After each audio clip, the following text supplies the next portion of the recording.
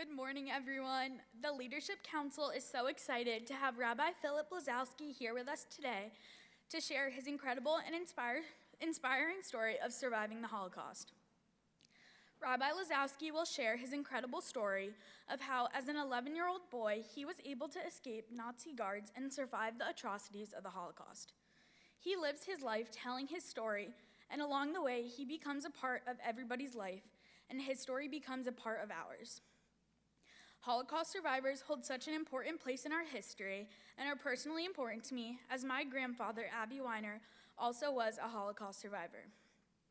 It is my responsibility as a third-generation Holocaust survivor to continue his story so no one ever forgets. I'm honored to introduce Rabbi Lazowski's son, Alan, to then introduce his own father. It is because of Alan Lazowski and the Center for Courageous Conversations at KO that our students attended the Anti-Defamation League National Conference in New York City this year. Alan and Rabbi Lazowski are so important to me, and I know you all will welcome him to our KO community with open arms. Please join me in welcoming Alan and Rabbi Lazowski. I'm going to introduce you.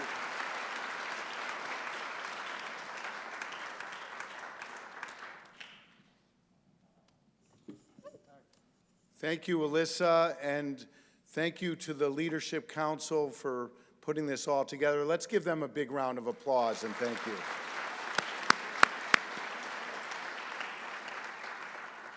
KO in this community is a very, very special place, has a very special place in my heart because both of my kids, Jesse and Jonah, went to the school. Jonah graduated from KO.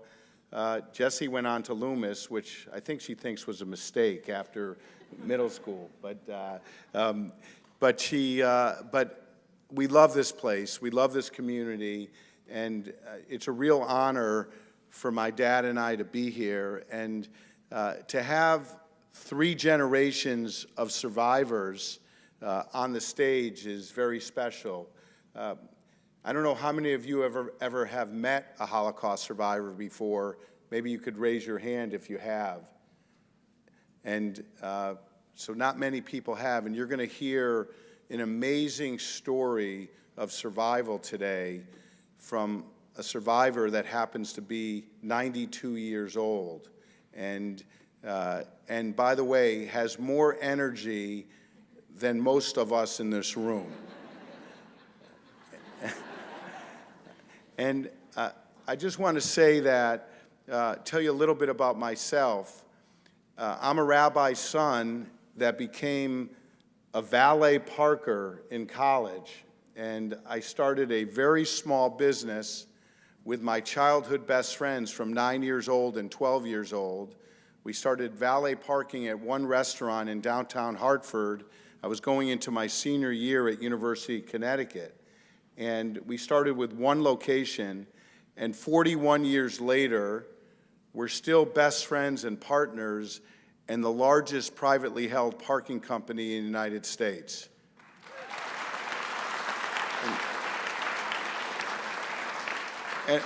And I tell you that only to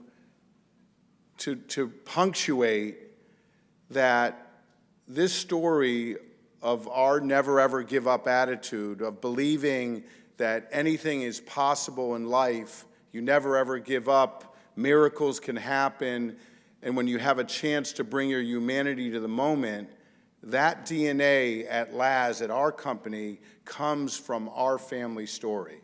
And it comes from the story that you're about to hear from Rabbi.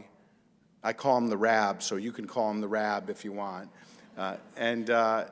But my dad has been the greatest spiritual leader in this community for the last 67 years. And I could just spend the rest of our time talking about all his accomplishments, but I'll just tell you this. At 92, he's still the chaplain of the state of Connecticut, the state senate at the state of Connecticut. He's rabbi emeritus of 2 congregations. He just finished writing his 14th book, and he never stops. So without further ado, let's give the rabbi a big round of applause.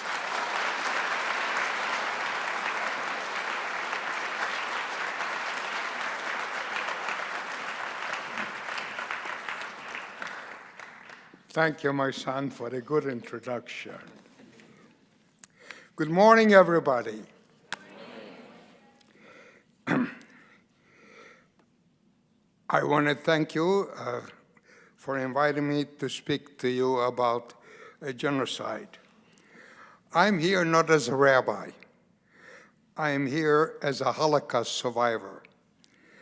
As you look at me, you'll be able to tell your children and your children's children that you once met a Holocaust survivor and heard his story. There are very few Holocaust survivors still alive today, and in about 5 or 6 years, there will be hardly any of survivors. So we are living in a time when life has not been more incomprehensible. The whole world has become a huge arsenal of weapons and destruction. Mankind is helplessly divided, but the impenetrable war of terrorism and fear. Crime is on the rise. Hate is on the rise. And anti-Semitism is on the rise. The human mind cannot be poisoned and can be poisoned, but it is being poisoned through indoctrination of hate. And that's what we are facing, hate.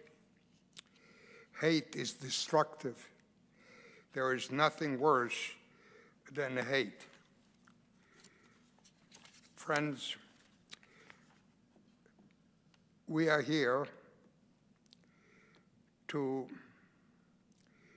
talk about history, about genocide.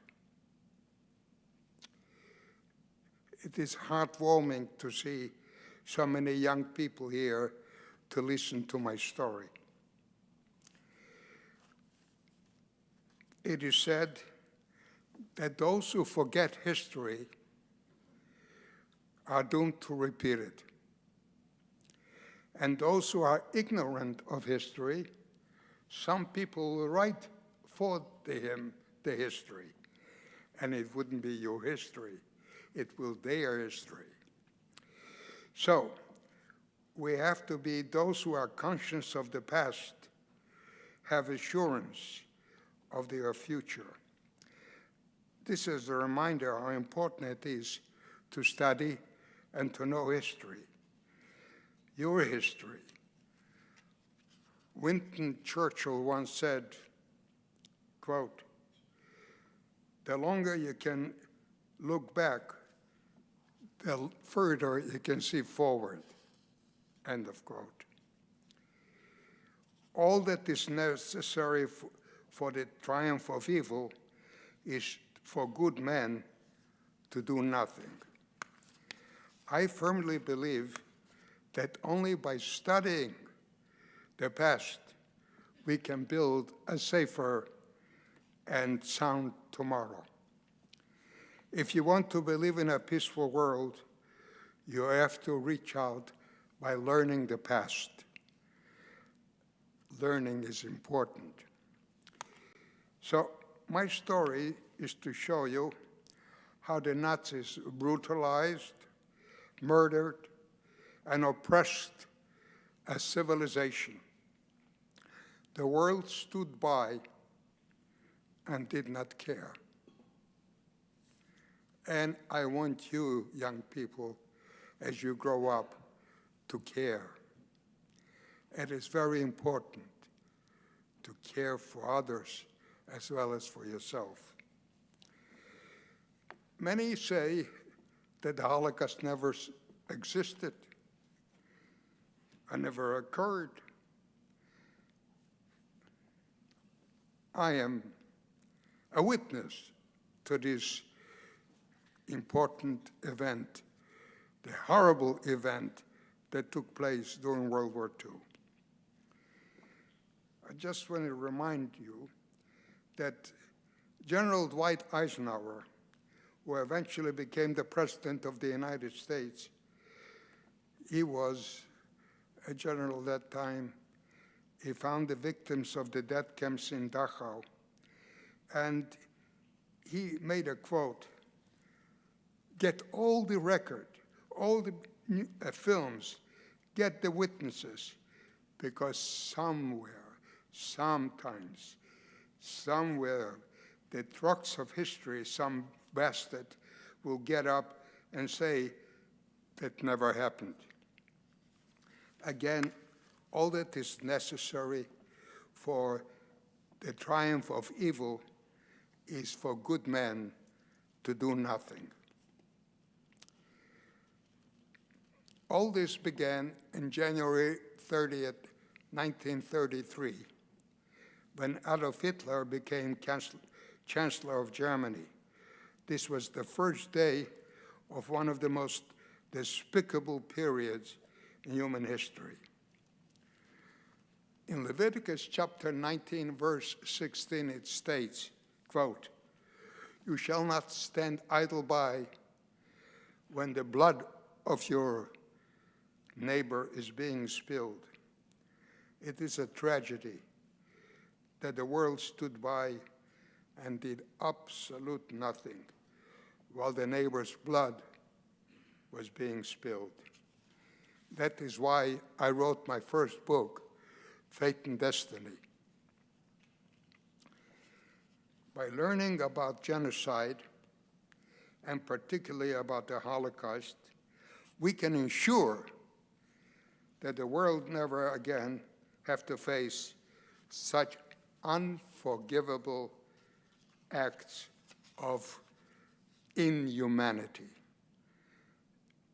Each survivor has a different story to tell. I would like to tell you my story. I am the firstborn son of 5 children, 4 boys and 1 girl. I was 11 years old in 1941 when the war began. As soon as the war began, the Nazis, or the Germans, came into our village and burned 3/4 of our village. We went out from the house just like we are standing, without anything. Everybody was holding the brother. My mother was holding the little girl.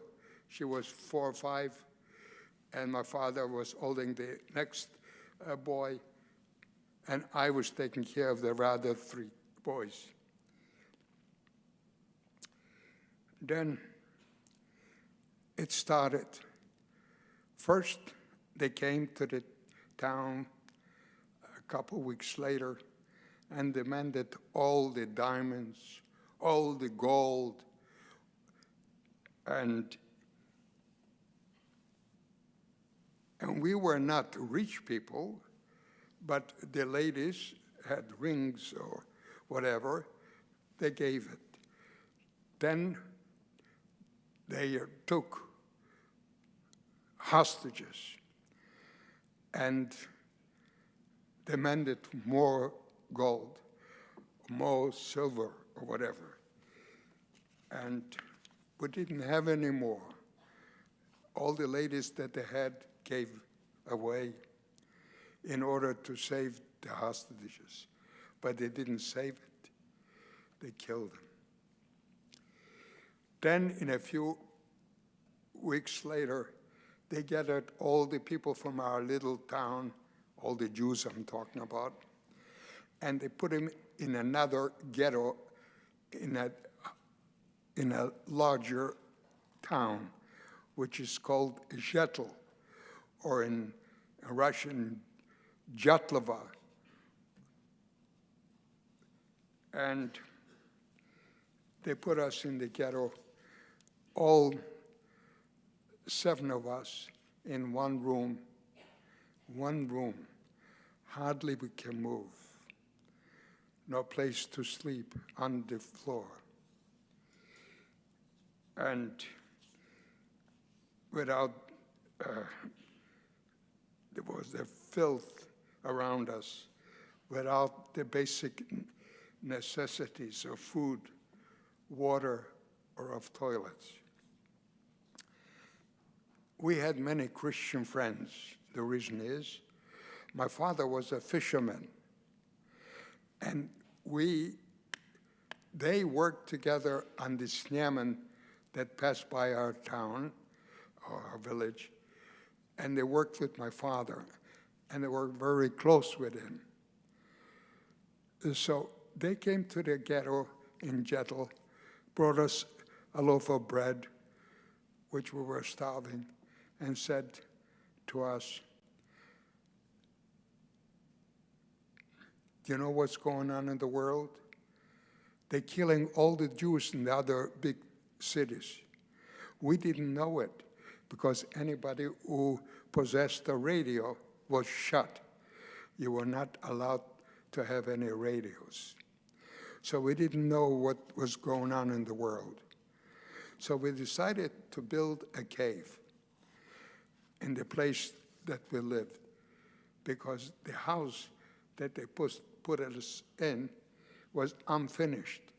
The roof was half built, and underneath was sand. So we were able to use our ingenuity to build a cave there. And in order to survive in the cave, somebody had to close the entrance of the cave. Since I was the firstborn, I had the honor and the responsibility to do it. Well, the day came. They surrounded the ghetto with shouting, "Rouse, rouse, get out, everybody to the marketplace."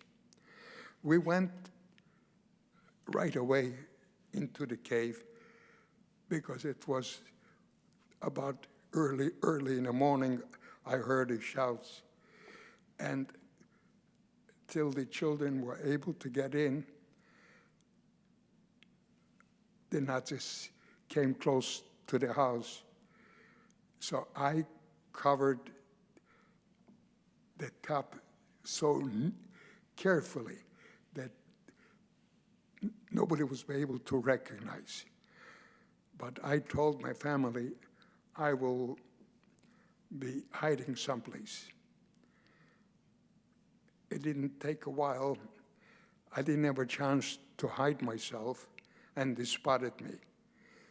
And the fellow came over, this Nazi, with shouting, "What are you doing here?" I said, "I forgot my coat." He says, "Well, you go, you don't need a coat. You start running, otherwise I'll shoot you right now."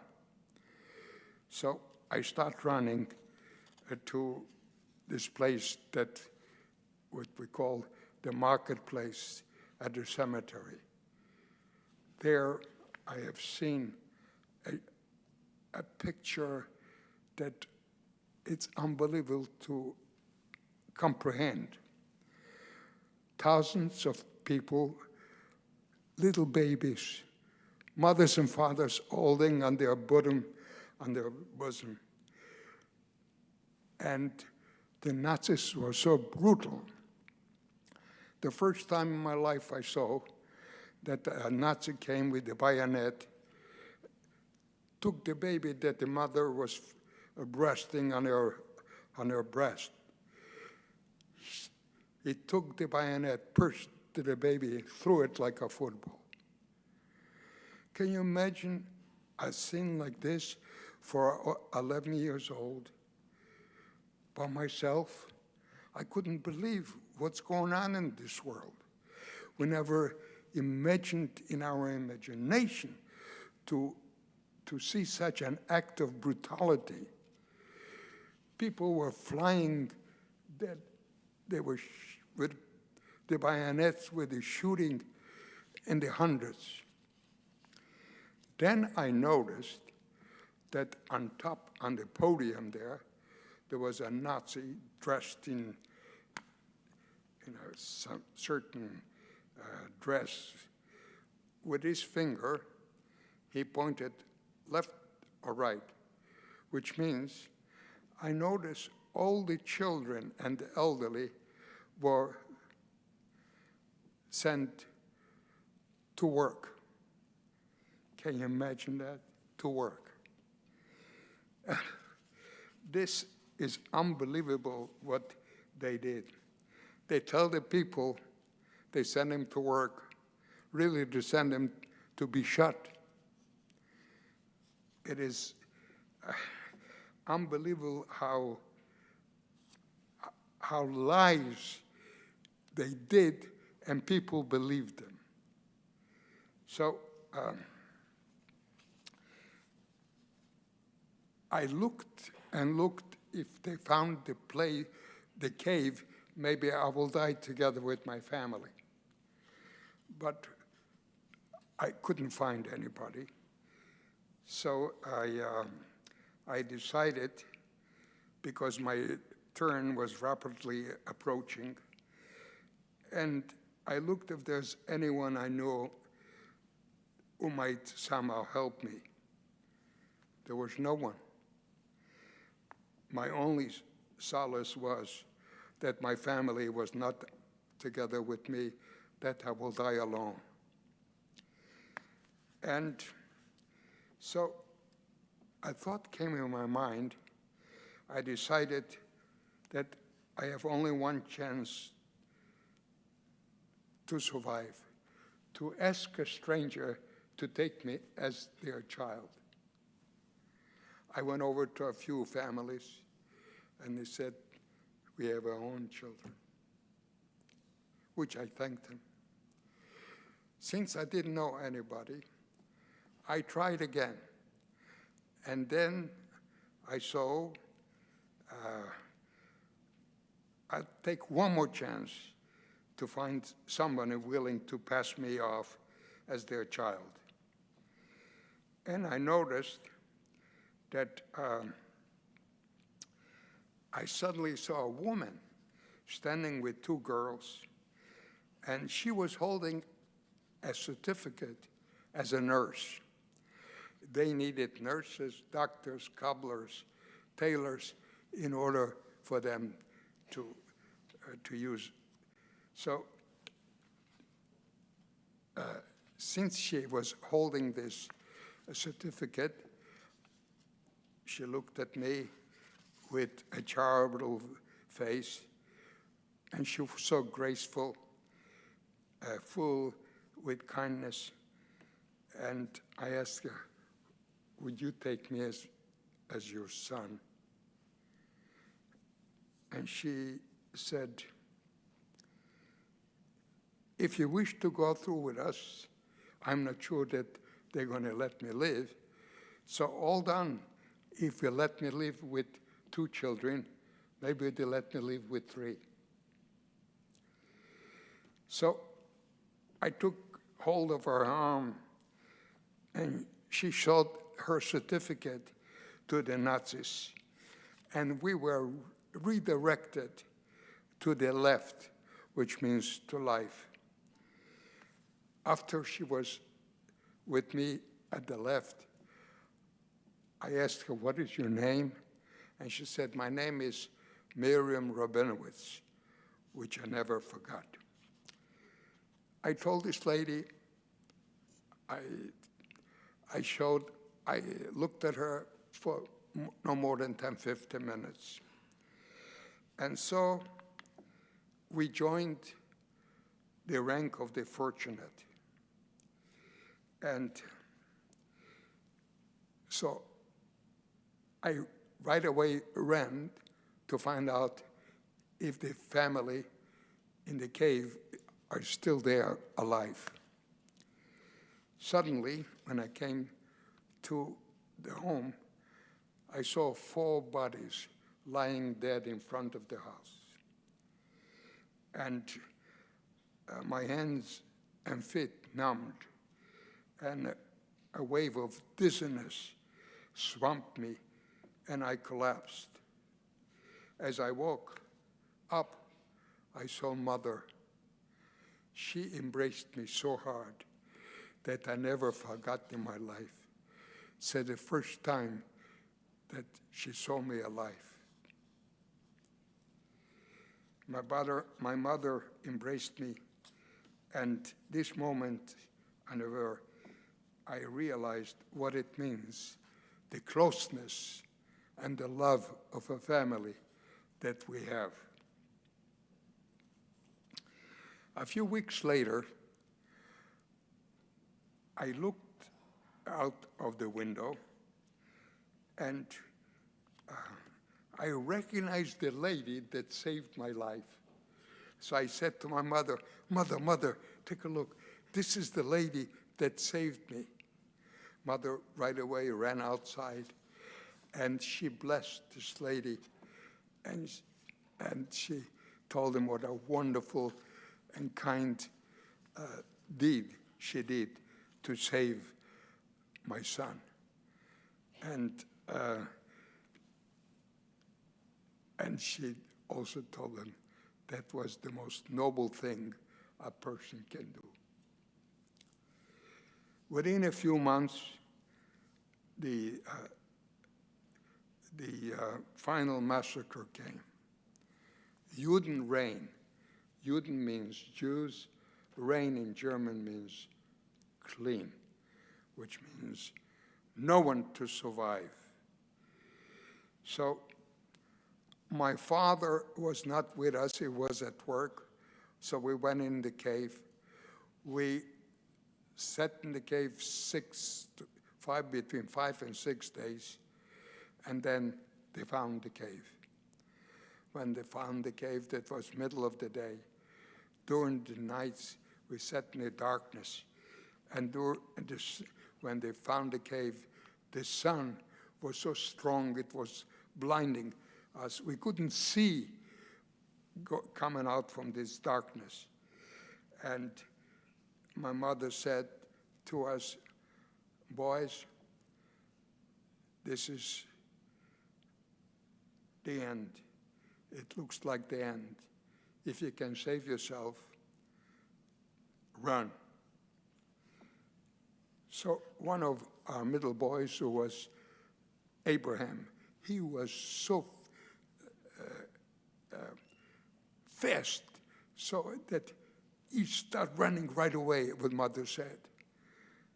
And we saw the Nazi took out the gun and shoot him in the back, in front of us. Then they went to search inside the house again for schmuck, which means gold, silver business.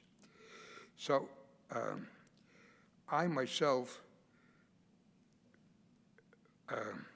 I hid myself in the garden, which was under a small bush, which means right next to the wire, to the barbed wire of the ghetto.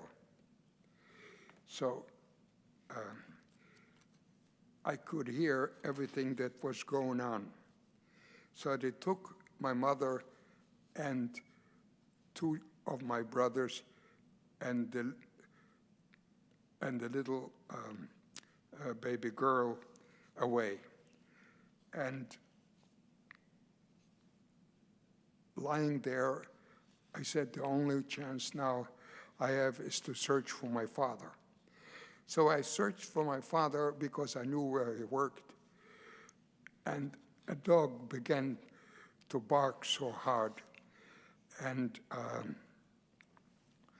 a Nazi heard the dog barking. He came over to me. He said, "What is your name?" And I told him, "My name is Lazowski," which is not the Jewish name. He smacked me so hard that I fell down on the floor. And he grabbed me by my neck, and he brought me to a movie house. In the movie house, they collected all the people that found in the caves after the massacre. So there were about a couple hundred, or between 200 and 300 people that they found in the caves, or they found struggling around the highways that that ran away from the massacre and so on. There, I found my mother and the two kids and the little girl. We were there for 2 days without food. And the pushing was so hard. So we went on the second floor in the movie house. There, the windows were all blocked up. So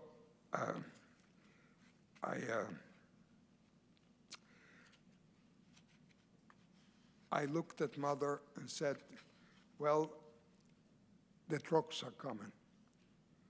And says, that's the end. What did she do?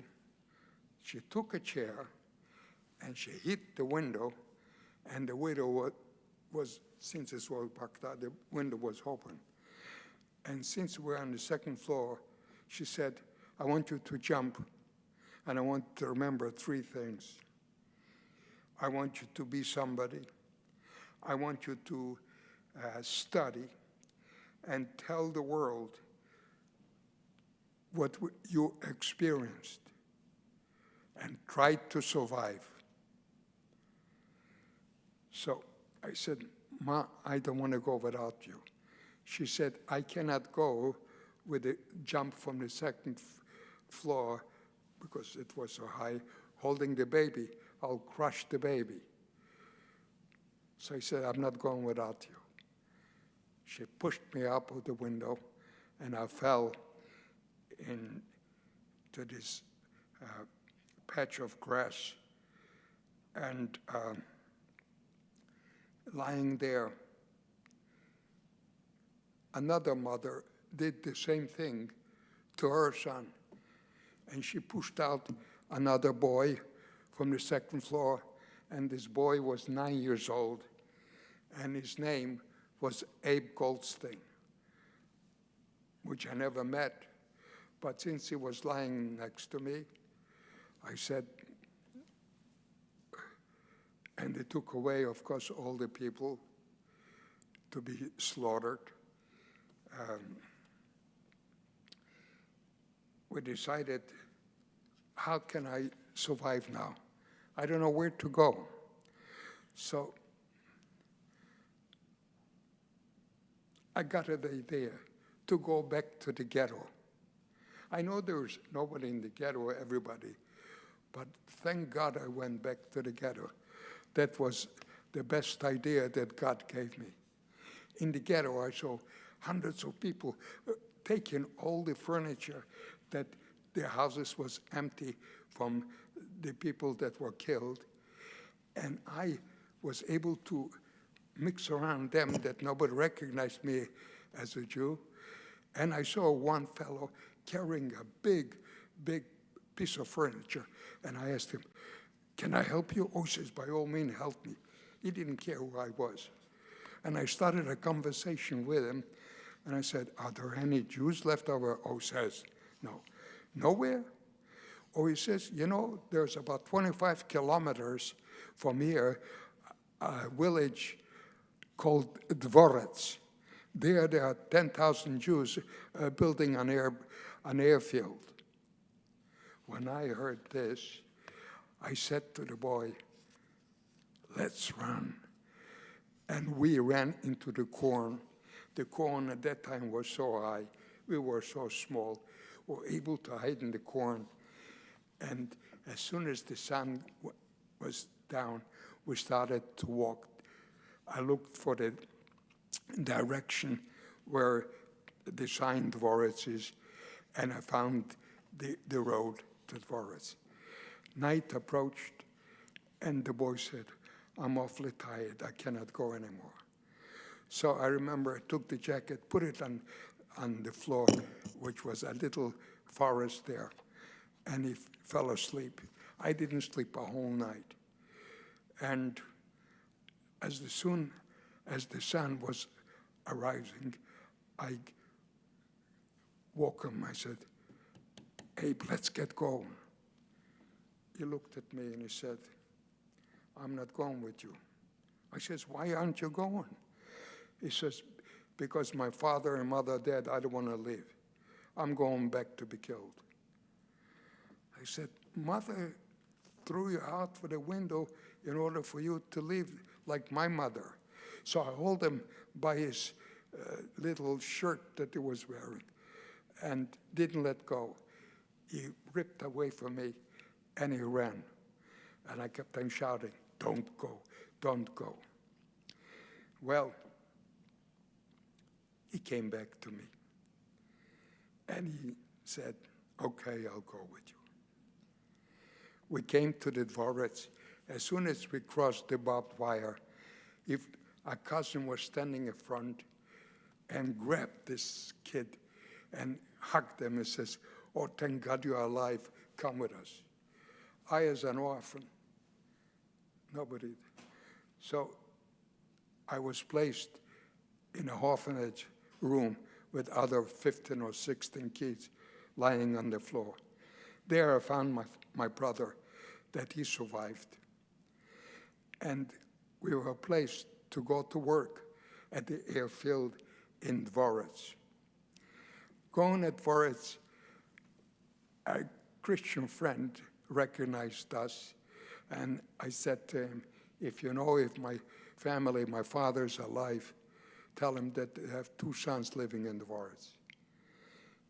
And he promised me he was go to nowhere, everywhere, even in the woods, and he found my father to tell them the story, that his 2 sons are alive. My father was too sick to come, but my uncle was alive and he was brave enough to come to Dvorets after 3 or 4 weeks, or maybe a little bit more, a couple months. He took us out, because 2 or 3 weeks later, after took us out, the 10,000 people were killed.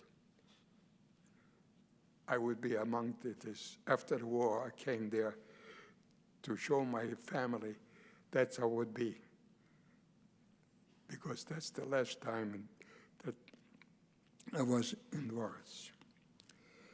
Well, they took us out from Dvorets and we went to the woods. In the woods, we lived over 2 years. 85% of the people living in the woods never survived. 50 degrees below zero. If you go outside, we had to build a cave. If you go outside from the cave, 20 minutes or so, you freeze to death. Can you imagine 50 degrees below zero without having the proper clothes? No shoes, only wearing rags. And when you go to rags in the snow, it gets wet. It freezes your feet. No food. The lice, you never wash yourself. The lice keeps on sucking on you because you don't wash. The sickness, no medicine. So to survive this kind of ordeal, I can go in hours to describe to you stories which is unbelievable. But let's understand what it is.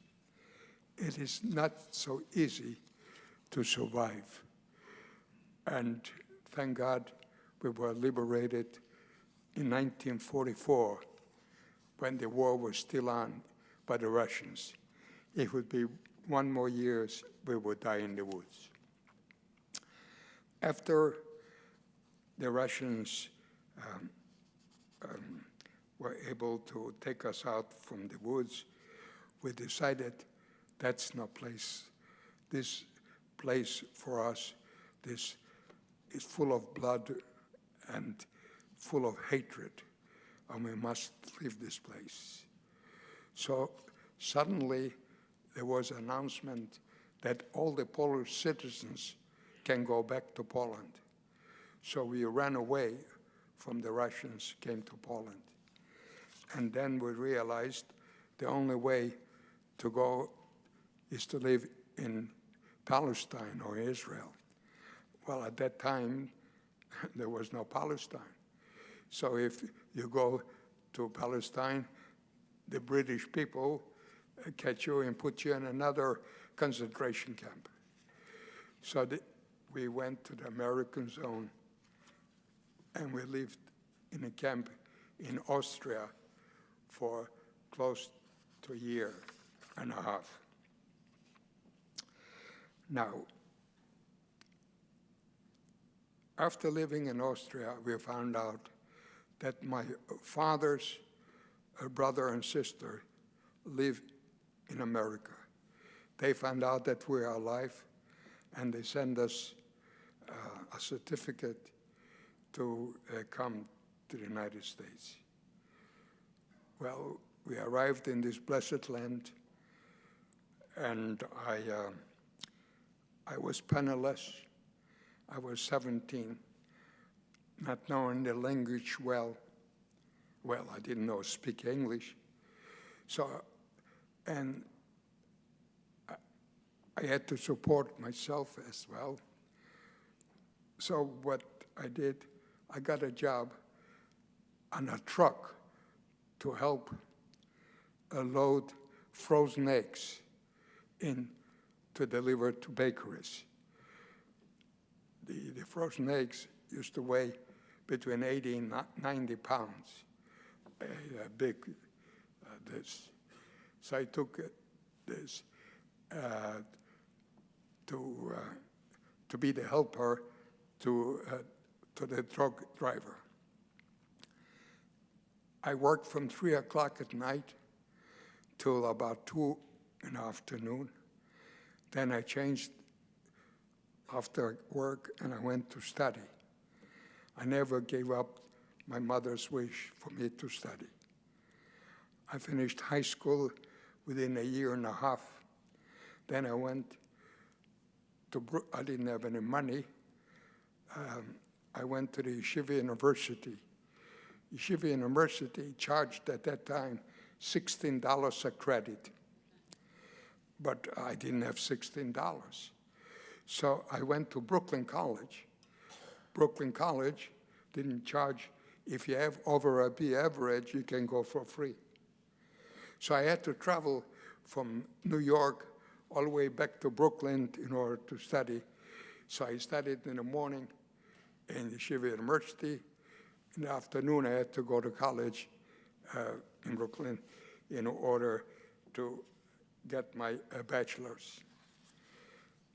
And something happened. In the Yeshiva University, there was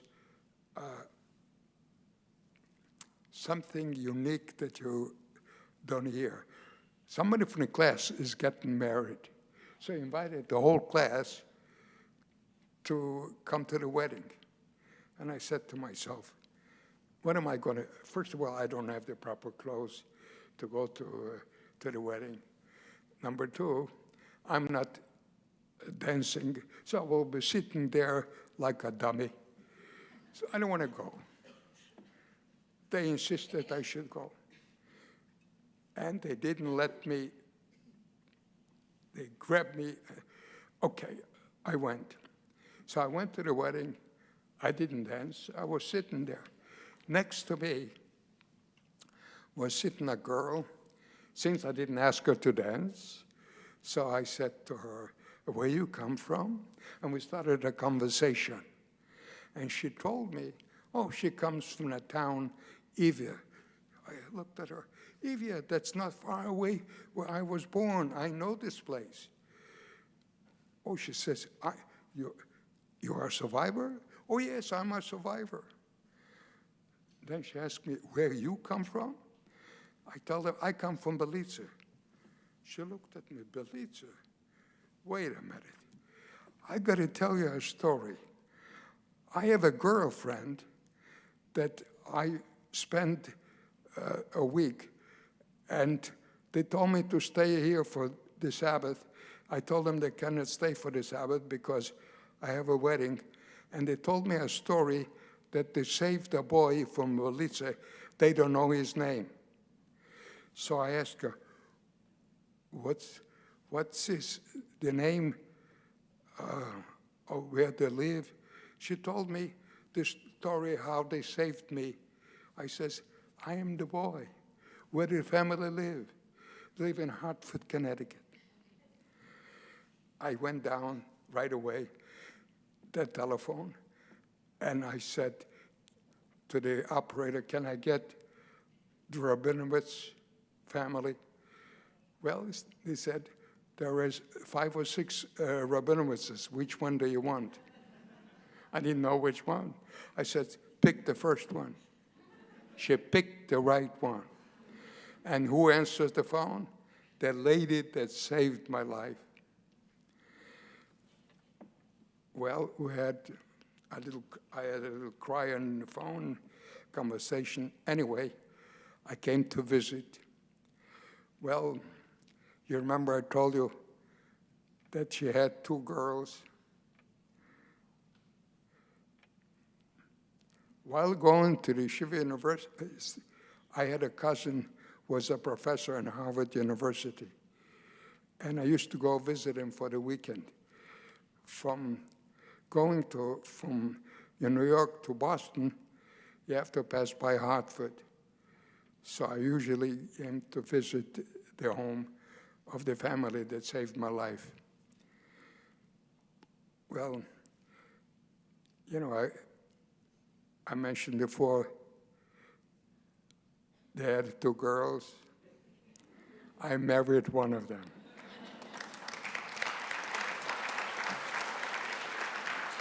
And we are still married. And we still have our 3 sons. One of them is here, of course. So, well,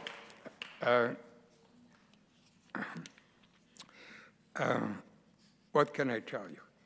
It's a miracle that we're alive, miracle that the life of our martyrs can never be forgotten. We must never forget their suffering, their courage, and their faith. If we do, then the martyrdom shall have been in vain. Our martyrs went to their death with dignity and heroism. We must live with dignity and self-respect. We must never forget the depth of degradation to which evil people can descend. As you know, we must be concerned wherever and whenever their evils rear their ugly heads. We must do everything in our power to resist them, to eliminate them. And the most important is we must never again remain silent. When we are a witness to man's inhumanity, to man, whenever it occurs, we must strive to become intelligent, understanding, concerned, and committed. Who can imagine 6 million people never have experienced to such a multitude of human beings? The grave tragedy of 6 million is a warning to our fellow men. We must serve as a constant reminder to love and not to hate, to show faith and to show courage by helping one another. We must never forget the depth of degradation which evil people can descend. Injustice, prejudice, hatred, and ignorance are the ingredients which produce tyrants and tyranny, inhumanity and tragedy. We must be concerned about each and every individual. We are human beings.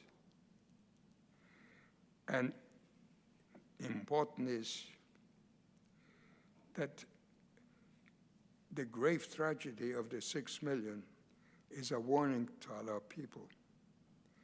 that this should never happen again. We must never again remain silent when we see evil occurs in our midst. If you like to have a peaceful world, don't be a bystander. You have to act. When you act, you do something not only for yourself, for humanity. I can go on and on to tell you how important it is to learn about genocide. But the most important thing is for you to study. When you study, you find out what's going on in this world, especially history, what happened to genocide, and what's going on today, the hatred and so on. So all in all, I want to leave you with this. Be concerned about others. Be kind to others. And study hard. When you study, you will understand a better world that God created for us. Not to hate, but to love. To have a peaceful world is the most important thing that you can strive for. When there is peace, there is a feeling of kindness in your heart to be with people and to act with people and to embrace people, because we must love each other and not hate one another. Thank you for listening, and now the time for questions.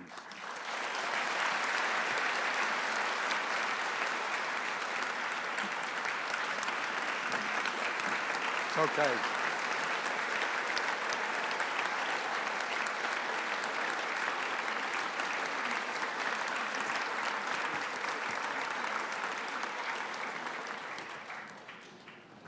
Do you want to sit down?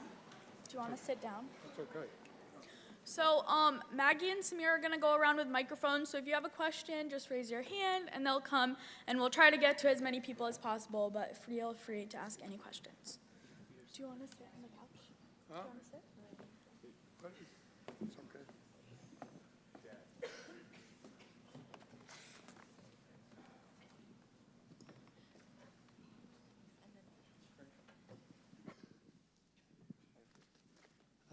Have you spoke to Abe Goldstein since, and have you gotten back in touch with him? Do you know anything about him? What was the question? The question was, have you talked to Abe Goldstein? Do you mind if I tell that story? Go ahead. This is a great story. My dad, when he retired from his first congregation, was in the year 2000, after 45 years of being with the Beth Shalom and Beth Hillel Synagogue in Bloomfield. And I was chairing a community event to honor my father for 1,200 people.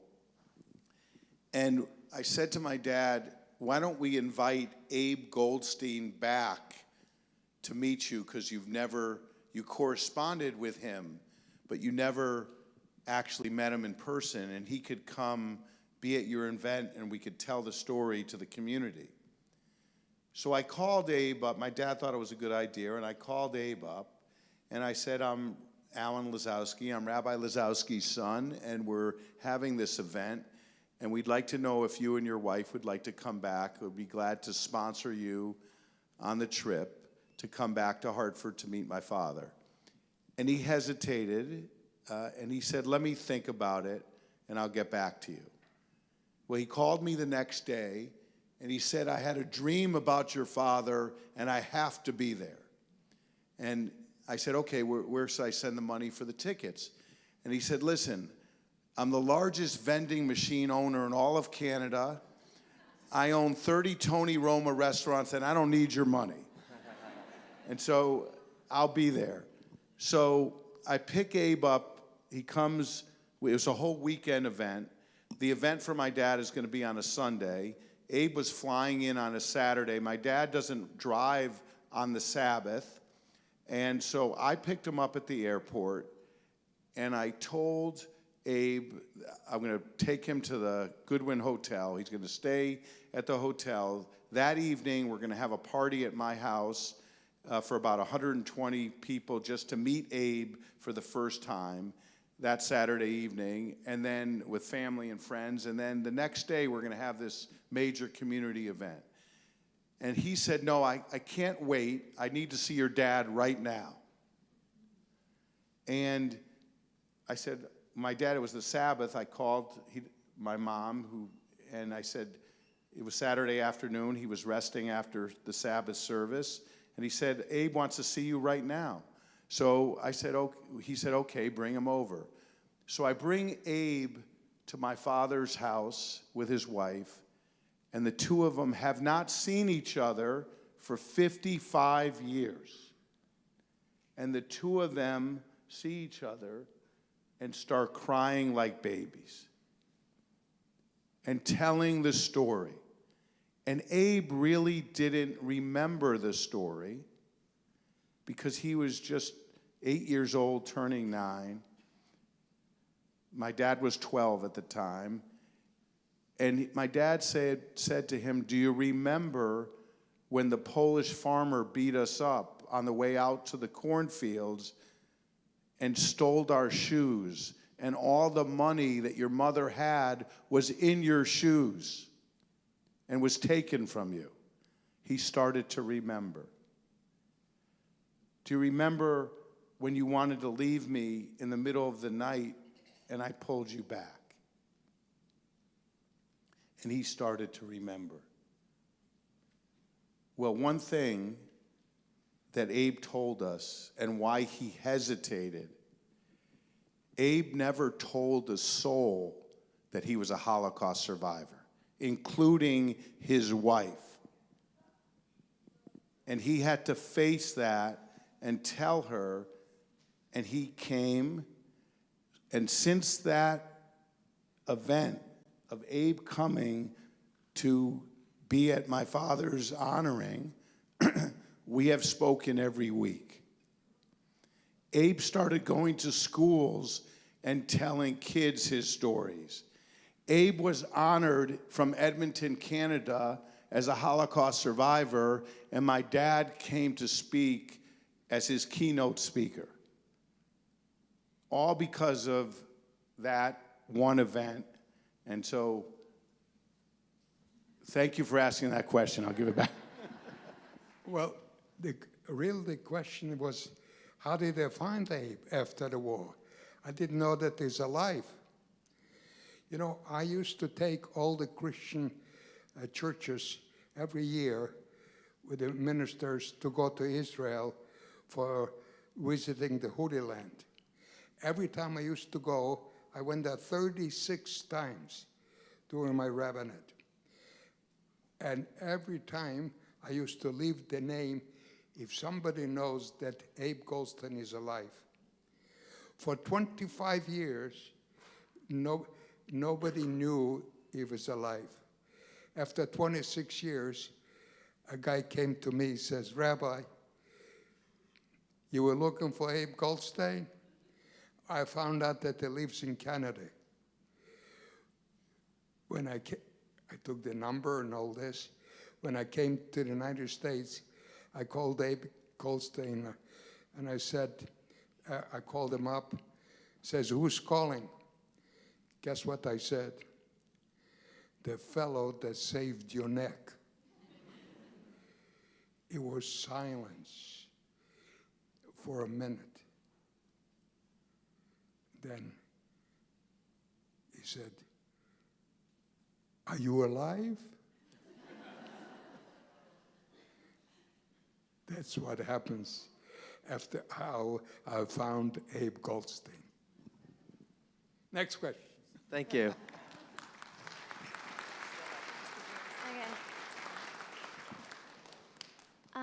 So, do you ever wish you could forget that experience, or like ever wish you could go back and not go through that? Do you ever wish you could forget that experience or go back and not have that? No, I cannot forget. I'm so sorry to tell you.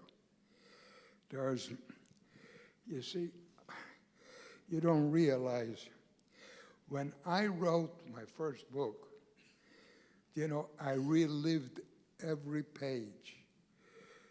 I didn't sleep for weeks, for months, because it's part of your history. And you never forget what kind of pain you went through in order to survive. It's very easy to forget. To forget is sometimes very bad, because certain things we have to forget, certain things we have to remember. And to remember what you went through is a must. And I can never forget what I went through. Each and every survivor has his own story. To me, I thank God that I was able to tell the story for other people to know. Like my son just mentioned, that Abe never told anybody. I had 3 friends that we survived together. One was living in Memphis, Tennessee. He called me up that his daughter is getting married. I went to Memphis, Tennessee to marry his daughter. After the marriage, we're sitting at the table, and the fellow started to cry. I says, "Well, you're crying now. It's so important." He says, "You see, my daughter leaves the house now to live with her husband. But I never told her that I'm a survivor." Some people never can open up. And some people must open up to tell the story. Because if you don't tell, that is a terrible thing. You cannot hide certain things. So it's important that I remember and not to forget.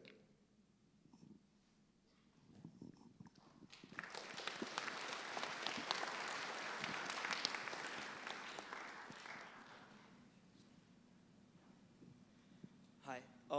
Before I ask my question, I just want to say thank you, and I think I can speak for the community when I say we are very, very grateful for your time, your story, your bravery, and yourself. So, with the question. Dr. Viktor Frankl is a Holocaust survivor and a psychologist himself who has said that people who lose their purpose often didn't survive. How did you find your purpose in your most trying times, and how did you persevere through those difficult times? Well, that's a very good question.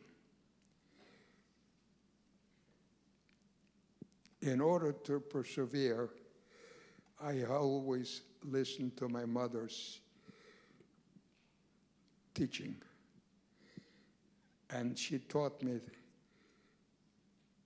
first of all, the 3 things. First, survive.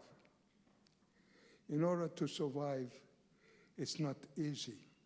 It's very easy said, survive.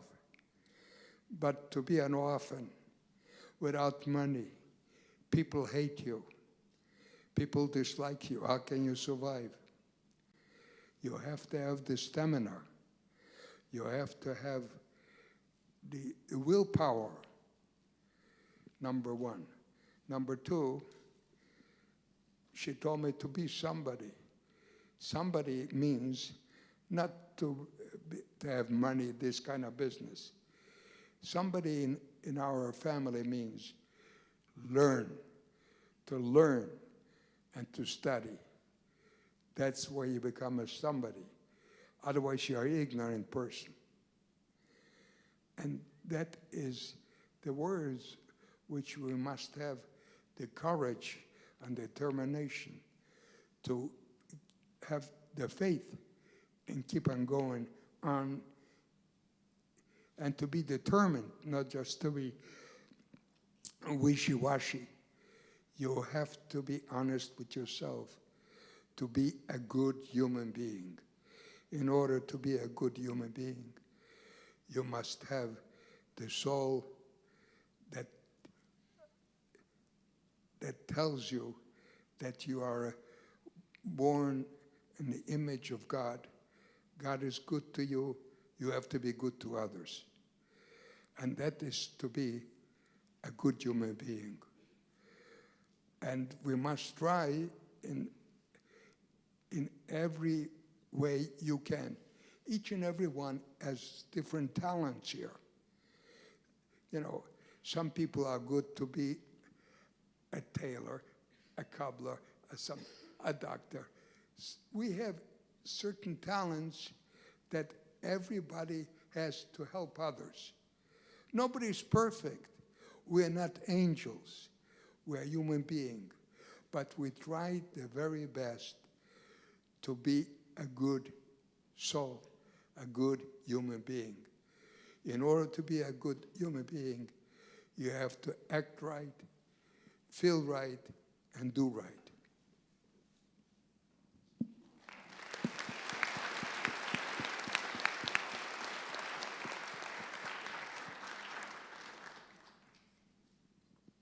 Next question.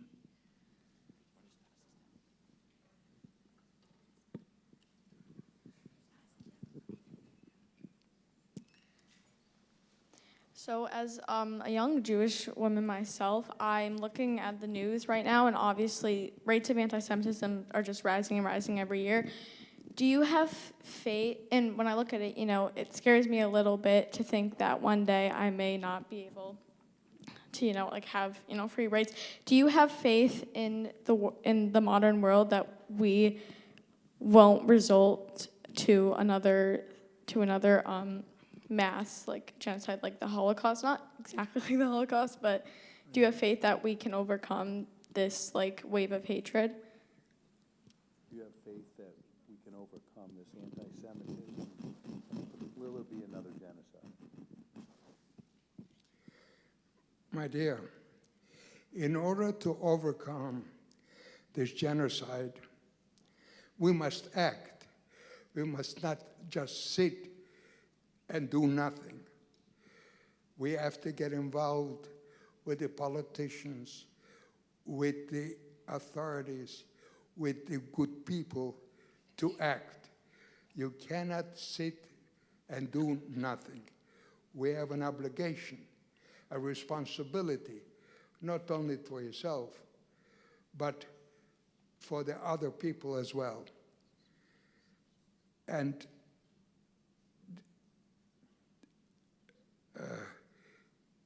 you see, I don't think people understand what the Holocaust is all about. Take a look. 6 million, you know, people don't realize what 6 million people are. You see, if you would help somebody, he would survive. That survival, which means that somebody is growing a family. So from the Holocaust, we will learn a very important thing. If anti-Semitism starts the way it is now, people must act. People must not be afraid. And if you are afraid and running away from yourself, then the other becomes stronger. You become weaker. When you stand up with your win, you know, anti-Semitism is like a cockroach. You put the light and they run away. And that's what's happening. We must act and not be afraid. When a person is afraid, then he has something over you. But when you have something over here, he's beginning to be afraid. And when he's afraid, he's going to run because the majority counts. So people, the way to do something, to have the faith, is to act and not to be afraid to open your mouth and to do something with your hand too. Just opening the mouth doesn't help. You have to, God gave you 10 fingers and 2 hands to do something. I just want to add to that I'm fortunate enough to be on the national board of the Anti-Defamation League and also on the national board of the NAACP. And those are 2 amazing civil rights organizations that are fighting hate, fighting anti-Semitism, fighting racism, and doing the great work that needs to be done in this country. And there's also other organizations as well. And as my dad says, getting involved in those social justice, civil rights organizations is how we're going to fight against anti-Semitism and racism and ensure that a genocide like this never happens again. Thank you.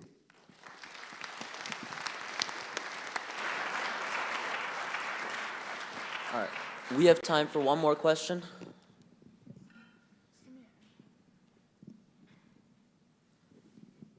Hi, this is more of a question for you, your son.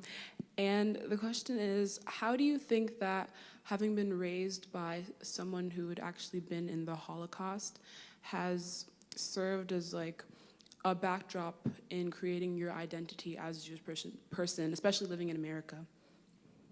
Thank you. What's your name? Jada. Jana? Jada. Jada, thank Yes. you. That's a great question. Well, I think being the son of 2 Holocaust survivors has, affected my life greatly because as a child of a survivor and hearing the stories that I've grown up with, as an example, my grandmother, my mother's mother that saved my father's life, was one of the closest people to me. And she became the rabbi's mother. And I was born with the belief and grew up with the belief that we're lucky to be alive. We're lucky to be in this great country.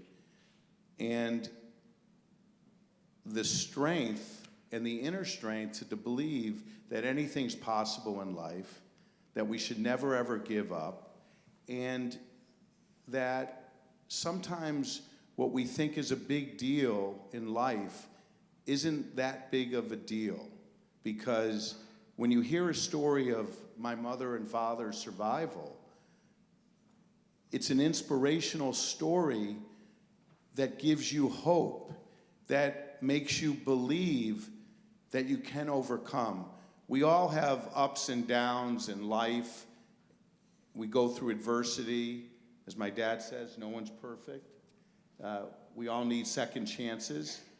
But when you hear a story like Faith and Destiny, like Rabbi's story, and by the way, my mom's story was written by a New York Times bestseller author about the Rabinowitz family. It was called Into the Forest. It's also published.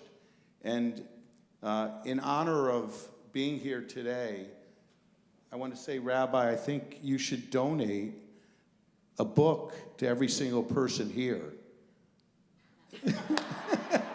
Is that okay, Rabbi? Rabbi? Wait.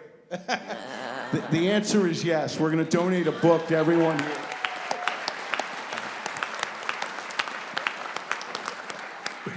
I just want to tell you, really, I don't donate the books. He does. So he puts the thing up on me. He pays for it.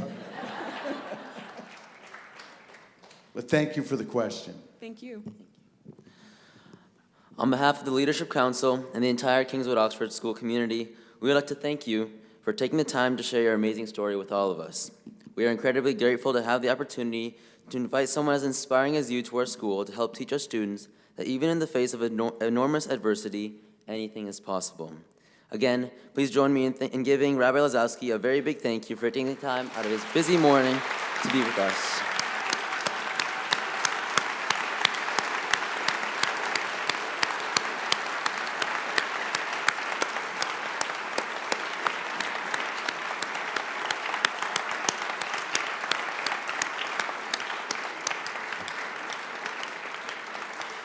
If you are a member of the Leadership Council, please make your way up to the front for a picture. Everyone else is dismissed.